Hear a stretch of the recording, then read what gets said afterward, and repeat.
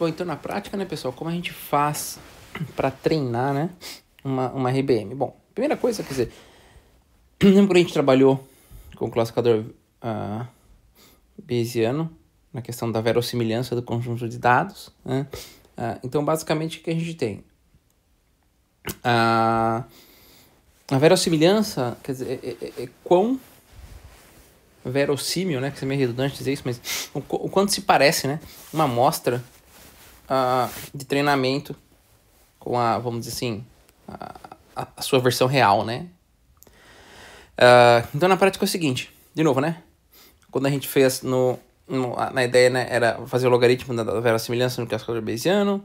Aqui, então, de novo, né, por fins de tratabilidade matemática, a gente quer, então, maximizar, né, o logaritmo da probabilidade, tá? Da ocorrência daquela amostra, que a gente viu ali, que é a energia dividido, né, por todas as possibilidades.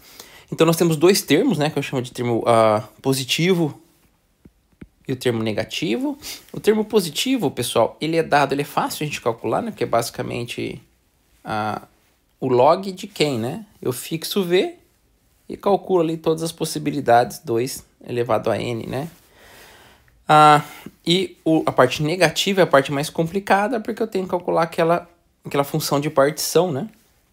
Que eu tenho que variar o V e também variar o H. Isso é uma coisa muito grande, é uma coisa intratável computacionalmente, né? Quando M e N tendem a ser valores muito grandes, né? Então, a pergunta toda aqui é: como é que nós treinamos, né, uma RBM, tá?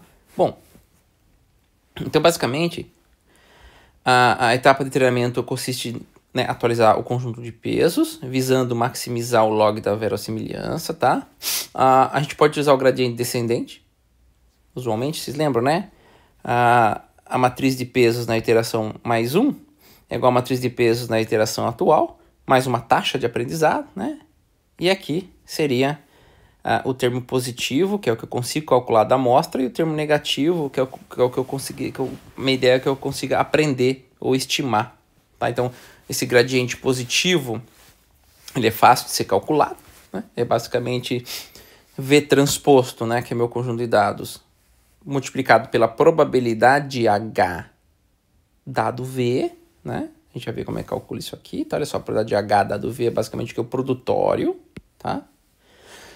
Quando eu dou V, a probabilidade daquela unidade escondida, tá, ser ativada ou não. Então, aqui eu tenho meu conjunto V, tenho os neurônios, né? Aqui eu tenho meu conjunto H, né?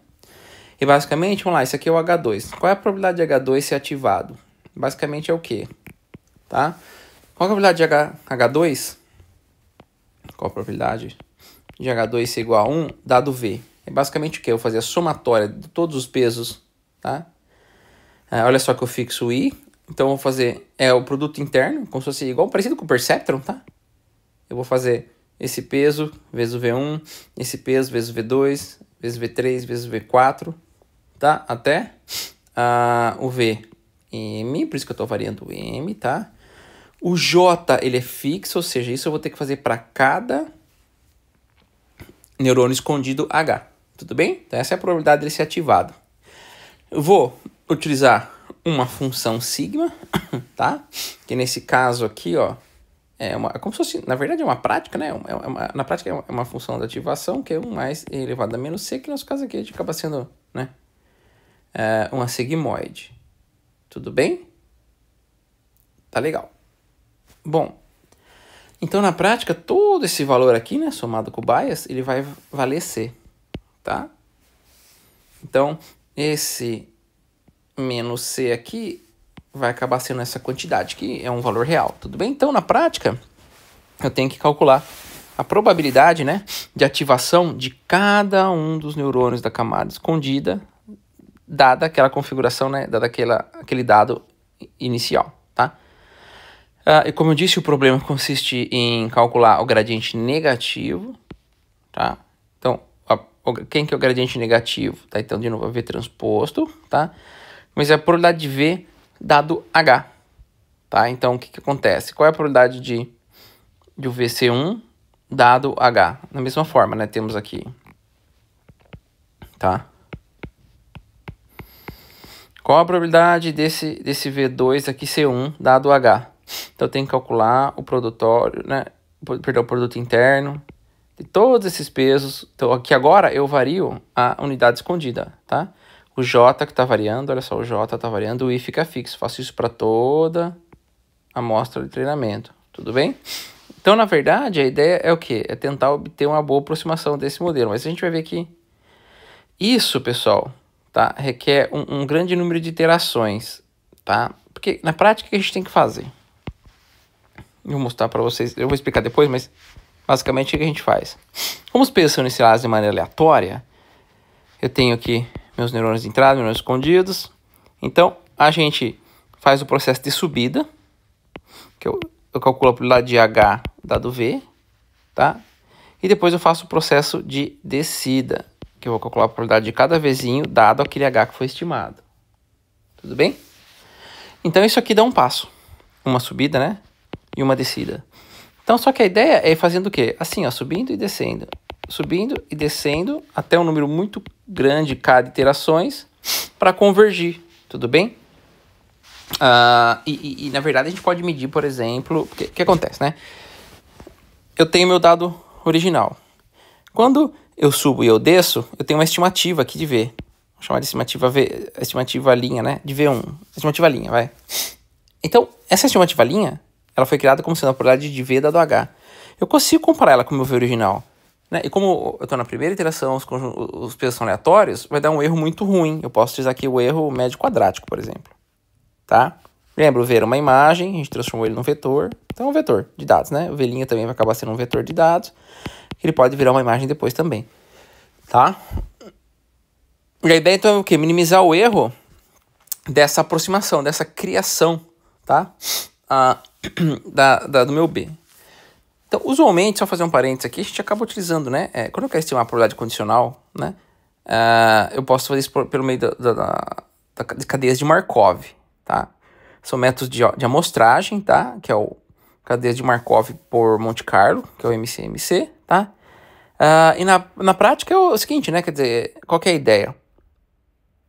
Que eu tenho, por exemplo, uma amostra A, e para eu chegar nessa minha amostra B, eu preciso 10% da probabilidade de chegar de B, por exemplo, veio de A, tá?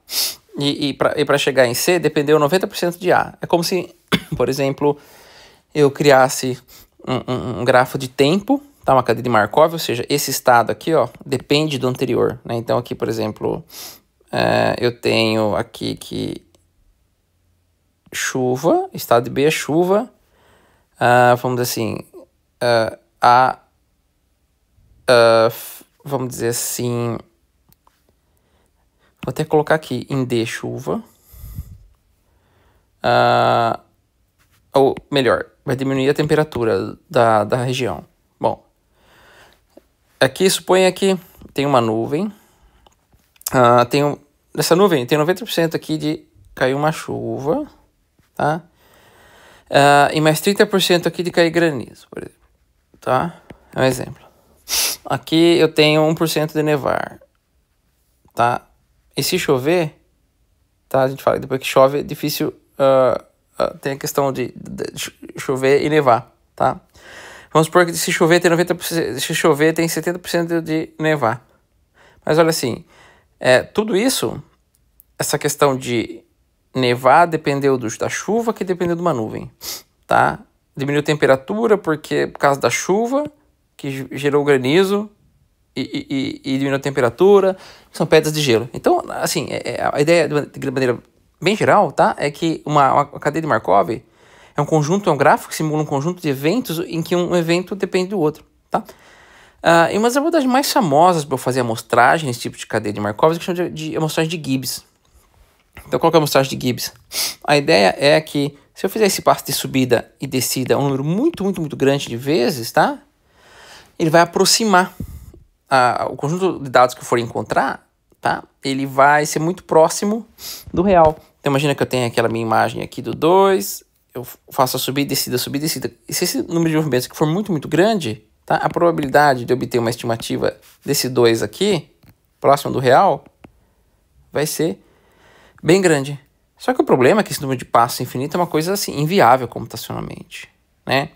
Que, por exemplo, como é que a gente poderia fazer isso no caso de RBMs? Então, suponha que a gente tem uma cadeia de Markov, tá? Que tem esses V1, V2, essas estimativas. Então, o que eu tenho? Suponha que eu comece com dados aleatórios, tá?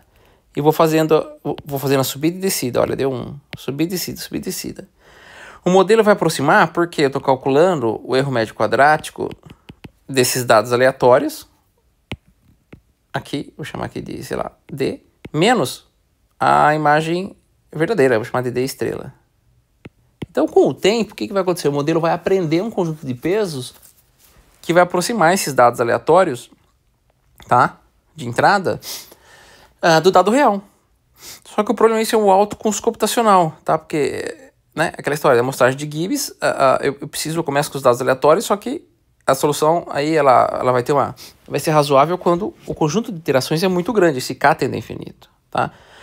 E aí Hinton, em 2002, ele propôs, né, a convergência, a divergência contrastiva, que é o CD, que é basicamente o seguinte, né, não precisa começar com os dados aleatórios, eu começo com meu dado de treinamento, tá? E uma subida e uma descida, como a gente já consegue, né, mesmo com pesos aleatórios, nós temos um valor interessante já de aproximação, um erro muito baixo, né, de erro médio quadrático. Obviamente você pode colocar um valor de K, vou colocar aqui 4, 5, né, que é um valor bem menor que infinito. Tá, então, o método mais comum, né, mais utilizado para treinar RBMs é o que a gente chama de divergência contrastiva, que é basicamente o que? Então, a amostragem de Gibbs. Só que ao invés de começar com dados aleatórios, eu coloco o próprio dado de treinamento como entrada e uso poucos passos ali do CD, né, os steps do CD, divergência contrastiva, para poder então aprender o conjunto de pesos de tal forma que, como nosso objetivo é eu entrar com uma imagem 2, ele vai subir e descer quantas vezes forem necessárias ali, eu especificar, e a saída vai ser essa imagem de 2 de novo. Olha que interessante, tá? Note que eu não estou trabalhando com classificação ainda. Isso aqui foi um dos primeiros. Olha, um exemplo de IA generativa muito antes de ChatGPT, né? O que é isso interessante? Suponha que eu consiga aprender a gerar o número 2. Quando eu chegar, por exemplo, com uma outra imagem 2, depois que eu aprender com muitas imagens 2 no meu conjunto de treinamento, tá? E aprendi meus pesos do RBM, meu W. Suponha que eu chegue com uma imagem 2 assim, ó. E só que ela tem um ruído, tá? Ou, por exemplo, ela pode ter tido um pedacinho dela assim, ó, uma certa oclusão. Eu posso, por exemplo, colocar essa minha imagem 2 como entrada, calcular um CD dela, uma subida e uma descida, e obter uma imagem muito aproximada do 2, que pode ser algo, cara, muito parecido, vamos colocar um errinho aqui, ó, com o 2 normal. Olha que legal. Eu consigo, então, utilizar RBM para cobrir... restaurar imagens, né, diminuir ruído, imagens que faltam pedaços dela, se eu tiver um conjunto de treinamento que tem diferentes imagens, né, diferentes versões dessa imagem com esses pedaços, eu consigo reconstruir esse pedaço, tá? Então, a RBM é muito interessante. Então, por enquanto a gente nem está falando de classificação ainda, já vou mostrar a RBM de classificação para vocês, tá? Mas, por enquanto, é somente mesmo a reconstrução, tá? É a generativa aqui também.